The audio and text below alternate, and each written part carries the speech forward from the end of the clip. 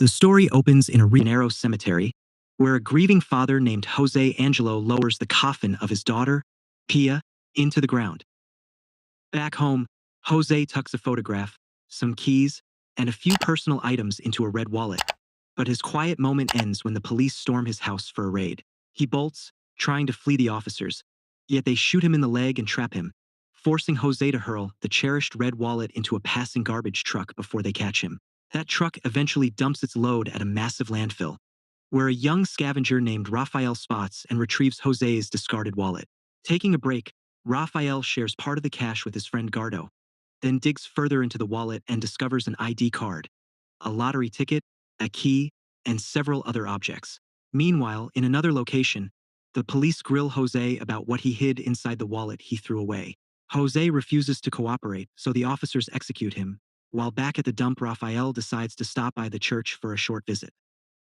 There he runs into his teacher, Olivia, and shortly afterward Gardo arrives to join them.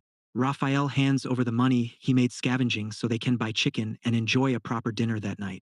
Soon after, a squad of officers led by Federico shows up at the landfill, searching specifically for Jose's missing wallet, and Federico encounters Gardo, who eagerly poses to have his picture taken. Curious, Gardo asks why so many policemen have descended on the dump, and Federico explains they are tracking down a lost wallet. Federico adds that this wallet is crucial evidence in their case and offers a cash reward to anyone who turns it in. He then asks for their names, and Gardo introduces himself and identifies Rafael as well. That night, Gardo urges Rafael to surrender the red wallet immediately so they can collect the reward money. Rafael refuses, convinced that the wallet holds something far more valuable, especially since the police were willing to come all the way to the dump for it. He argues that the longer the wallet stays missing, the bigger their potential payoff, then persuades Gardo to visit an old acquaintance of his. Rafael and Gardo slip into a dilapidated sewer tunnel, where they meet a man named Gabriel living inside. Rafael asks Gabriel to help them uncover whatever important secret is hidden in the wallet. Gabriel inspects the key from the wallet and guesses that this is what the police truly want, agreeing to investigate it if Rafael agrees to split any reward evenly. Rafael finally accepts the deal, and the next day the three boys board a train headed toward the city. They move through a narrow corridor that leads to another area, but their route is blocked by local thugs who control the passage, and with no money to pay, Gabriel hands over his necklace so they can get through. At the corridor's end, they discover that the tunnel actually connects directly into a train station. Gabriel suggests the mysterious key probably opens a locker at this station, and they plan to check, but a police officer is stationed nearby watching the lockers. Gardo volunteers to create a diversion by pretending to pick someone's pocket, prompting the officer to chase him.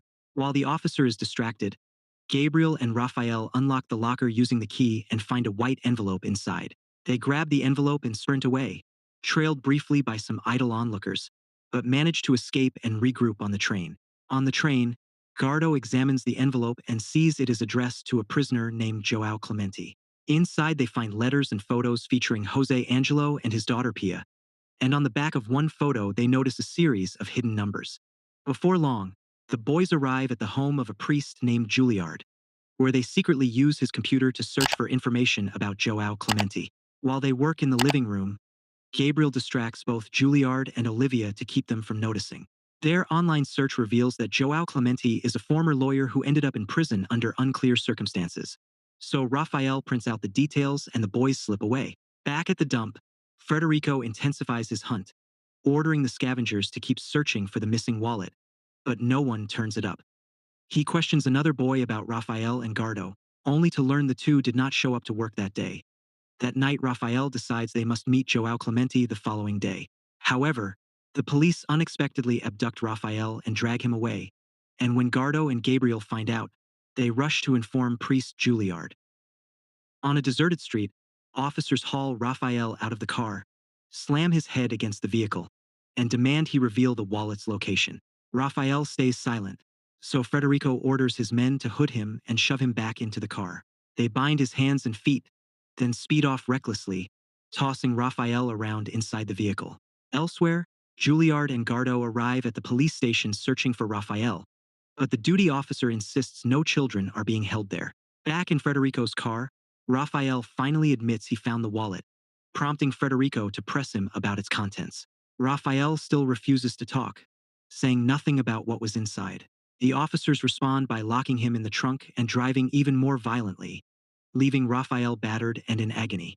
Later, Juilliard and Gardo return home without success, having failed to locate Rafael, and the priest can only turn to prayer. He prays for God to protect Rafael, while at a lonely intersection Federico orders his subordinate to finish the boy off after dropping him there. Federico then drives away, and one of the officers raises his gun, preparing to shoot Rafael. Unable to pull the trigger, the officer spares Rafael's life and walks away, and the next day locals discover Rafael barely alive. They carry him on a makeshift stretcher back to Priest Juilliard's home, where his wounds are cleaned and treated. Afterward, Gabriel asks whether Rafael plans to give up, but Rafael insists he will never stop until his dying breath. That evening, Olivia returns home and is shocked to find Rafael and his friends staying there. Gardo explains that the police recently beat Rafael and that he deserves justice, then urges Olivia to help them meet a lawyer the next day, her own grandfather. Rafael then mentions a detail he suddenly recalls. The police had earlier mentioned a man named Santos. Gabriel says he knows of Santos, a corrupt politician running for mayor, who lives in a coastal district. The next day, Rafael and Gabriel head to Santos's residence, while Gardo and Olivia depart for the prison. Eventually, Gardo and Olivia reach the prison, where an officer initially refuses Gardo entry because he is a child. Gardo insists he has come to visit his grandfather, and the guard finally lets him in, leading them to a man who turns out to be João Clemente. Gardo delivers Jose Angelo's final message that he remembers, a letter in which Jose expresses how much he misses his uncle João. Jose also writes that the person who set João up will soon be exposed and that he has vowed to bring Santos down. Jose assures João that the fight against corruption will continue and notes that if this message reaches João, it means Jose has already died. He ends by apologizing if he has ever been a burden to João, while elsewhere Rafael and Gabriel arrive at Santos's luxurious home.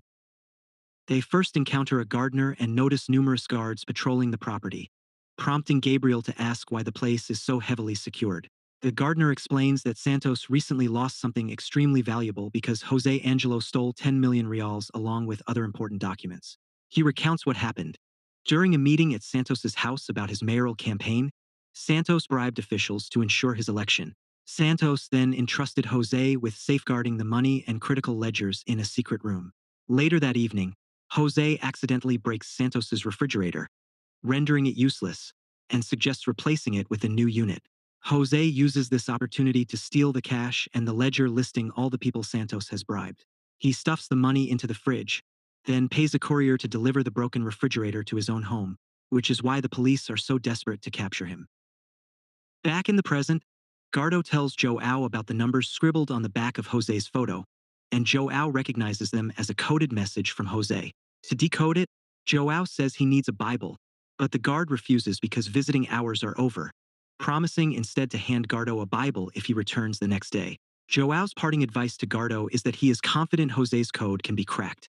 Gardo just needs to match the verses and numbers in the Bible to reveal the message. As Gardo leaves the cell intending to go home, an officer named Marco stops him and demands a bribe of 1,000 reals in exchange for João's Bible. Soon all the children regroup at home, where Olivia asks Rafael and his friends why they are risking so much, and Rafael replies that they are doing it to uncover the truth. Olivia then suggests they make a recorded statement, and the boys agree, so they proceed with the recording. On camera, they recount everything that has happened, including how the police brutalized Rafael, while elsewhere Federico receives a call from Santos. Santos orders him to recover the missing books and money immediately and instructs Federico to destroy the neighborhood where Rafael and his friends live. Shortly afterward, police units raid Olivia's residence, with Federico searching for the elusive wallet but failing to find it. Federico takes Olivia into custody under the guise of protection, and the officers burn the entire settlement, leaving Rafael and Gardo watching helplessly from afar as their homes vanish in flames. Determined, they decide to return to the city to retrieve the Bible from Marco, but they still lack the money to pay him. On their way back, they see fire victims streaming toward the church for refuge, and Gabriel slips into Juilliard's room to take the priest's stash of money.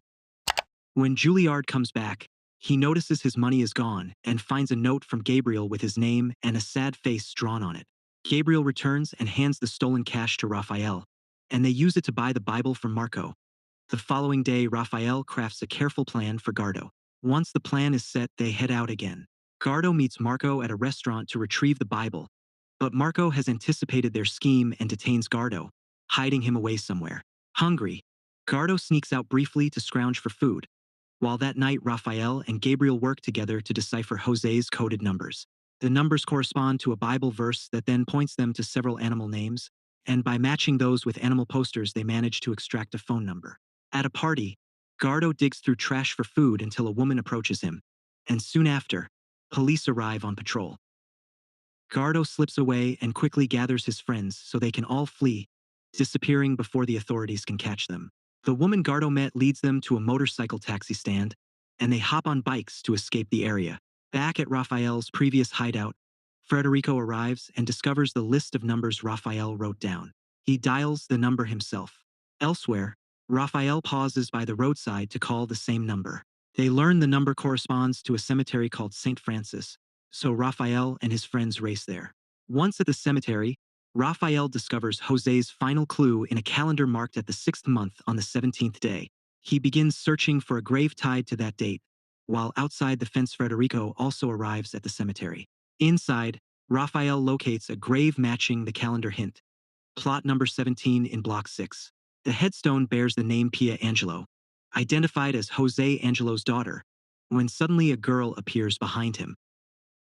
The girl introduces herself as Pia Angelo and says she has been waiting for her father to return, and seeing that Pia is alive only intensifies Raphael's curiosity about what lies in the grave. Raphael briefly leaves to find his friends. When he comes back, he sees that Federico has captured his friends and forced them to dig up Pia's grave.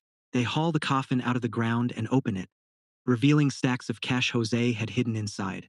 Federico phones Santos to announce that he has recovered the money and the incriminating book, but Pia sneaks up behind him with a concrete block and drops it onto his head. Raphael seizes Federico's gun and points it at him, but ultimately chooses not to shoot, and afterward the group heads back to the dump. Rafael and Gardo climb to a high vantage point, while Gabriel and Pia visit Juilliard's home, where Gabriel returns the money he had stolen. When Juilliard later comes back, he finds a new note from Gabriel with a joyful doodle and extra cash tucked into his drawer. The kids then start tossing the recovered money into the air, scattering it everywhere. Below, scavengers rush in to grab the bills raining down, while the four friends rent a car and drive away from the dump for good. At the church, Olivia returns and asks Juilliard about the boys, and he shows her the drawing Gabriel left behind. The picture makes it clear the children are now safe and happy, and Olivia reveals she has brought something else. She carries a memory card holding Raphael and his friends' recorded testimony and uploads the video online to expose Santos's crimes and the police corruption. Olivia also compiles a list of everyone who took bribes from Santos, and a few days later, on a faraway beach, Pia watches the news on television. She sees that Santos has been arrested for bribery, along with the complicit officers, and that the boys' confession video has gone viral. With the truth finally out, Rafael, Gardo, Gabriel, and Pia are at last able to enjoy a happy life.